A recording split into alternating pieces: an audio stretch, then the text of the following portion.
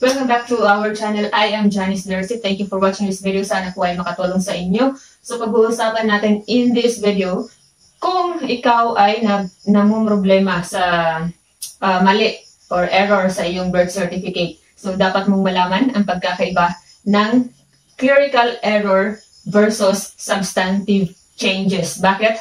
Kasi kailangan mong malaman kung kaya ba or kung sa munisipyo mo ba dapat i-process ang mali sa iyong birth certificate or kailangan mong mag-file ng yung tinatawag na judicial filing or yung pagpa-file sa korte kasi magkaiba kasi ang proseso filing. So yan ang pag-usapan natin sa video na ito. Sana po ay makatulong sa inyo.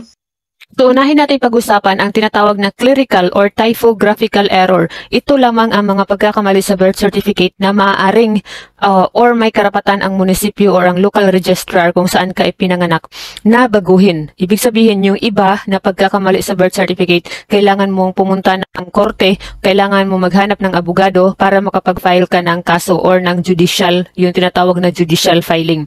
So, ano ba ang mga kasali sa clerical or typographical error? So, as long as ang pagkakamali sa iyong birth certificate ay hindi nag-involve ng, so according dito, no correction must involve the change of nationality. So halimbawa, kung ang pagkakamali sa iyong birth certificate ay ang iyong nationality, yung nakasulat ay American instead of Filipino, so hindi pwede yun na i-process sa munisipyo. Kailangan mong mag-file ng judicial filing or kailangan mong humanap ng abogado para yung abogado ang magpa-file sa korte. Yan ang tinatawag na substantive changes. Lahat ng hindi pwedeng itama ng munisipyo or yung mga hindi clerical or typographical error ay yan yung mga tinatawag na substantive changes.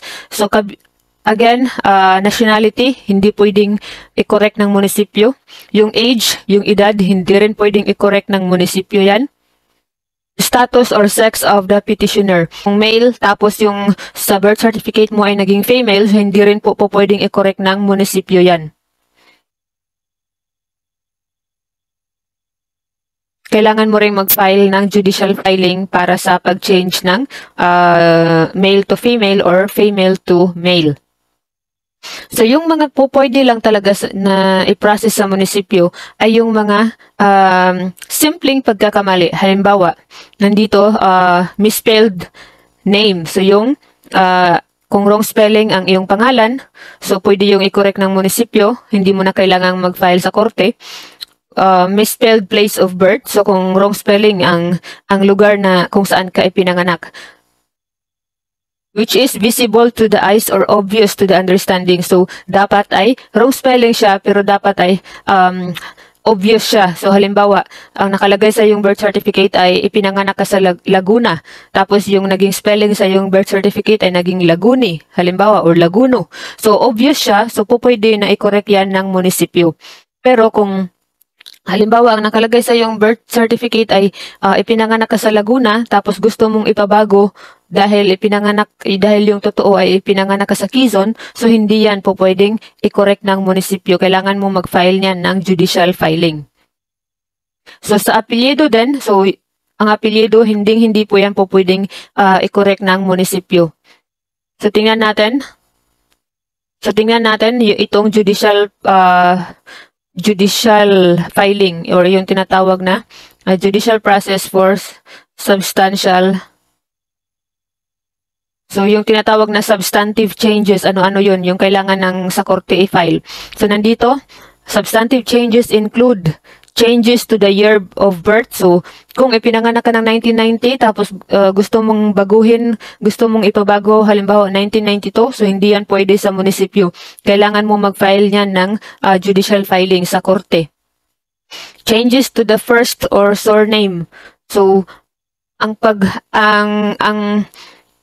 kung gusto mong ipa-correct ang iyong first name, ang iyong unang pangalan, pwede mong palitan. So, pwede yan sa clerical error or pwede yan sa munisipyo, pero kailangan ay nandito sa dalawang rason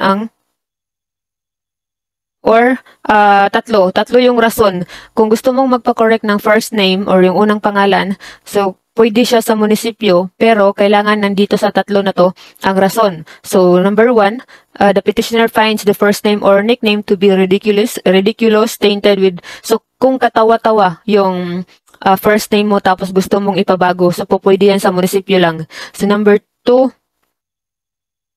the first name or nickname has been habitually and continuously used by the petitioner and he has been publicly known by that first name. So kung ang gusto mong kung ang gusto mong ipalit sa iyong bagong pangalan ay dahil yan na yung nakasanayan ng halos lahat mong kakilala at lahat ng tao sa komunidad, pwede yan baguhin ng munisipyo. So number 3, the change will avoid confusion. So kung gusto mong ipabago ang iyong first name or ang iyong unang pangalan para maiwasan ang pagkalito ng mga tao, so pwede yan na baguhin ng munisipyo. Pero kung gusto mong ipabago ang iyong first name dahil lang sa kung gusto mo lang siyang ipabago ng wala doon sa tatlo yung rason, so hindi pwede. Kailangan mo nang mag-file niyan sa korte. Halimbawa, gusto mo yung pangalan mo sa birth certificate ay Rosemary, tapos gusto mong ipabago, gusto mong gawing Karen, so hindi yan pwede. Kailangan mong dumaan sa korte. So, nandito din sa substantive changes, yung sinabi ko kanina na ang pagpapabago ng sex or status, yung kung sa birth certificate mo ay female tapos male ka, so hindi rin yan pwede sa munisipyo. Kailangan yan baguhin kailangan niya mag-file ng judicial filing sa korte. So, ito dito, changes to the first or surname. So, ang surname, ang apelyido. So, hindi yan po pwede.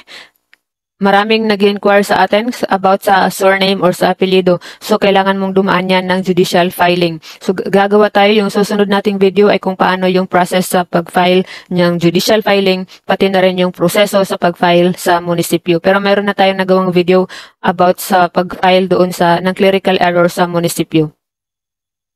Paki-check na lang, nandito lamang sa ating YouTube channel. So, next video din natin, pag-uusapan natin kung magkano ang bayad sa clerical error, sa substantive changes, so ganun. So, sa ngayon, yan lamang po ang pag-uusapan natin sa video na to. Sana po ay nakatulong sa inyo. Para po sa mga karagdagang katanungan, i-comment down nyo lamang po dito sa ating YouTube channel or kung nanonood kayo nito sa ating Facebook page, huwag kalimutang mag-follow din po at comment na lang po yung mga katanungan po ninyo. Kung ang pagkakamali sa yung birth certificate ay clerical error ba na munisipyo lang yung pwedeng i-process ng munisipyo, or substantive changes ba na kailangan mong dumaan sa korte. So sana ay yung pagkakamali sa inyong birth certificate ay clerical error lamang, dahil mas mahal po ang magagastos at mas mahaba ang proseso kung kailangan pang dumaan sa korte.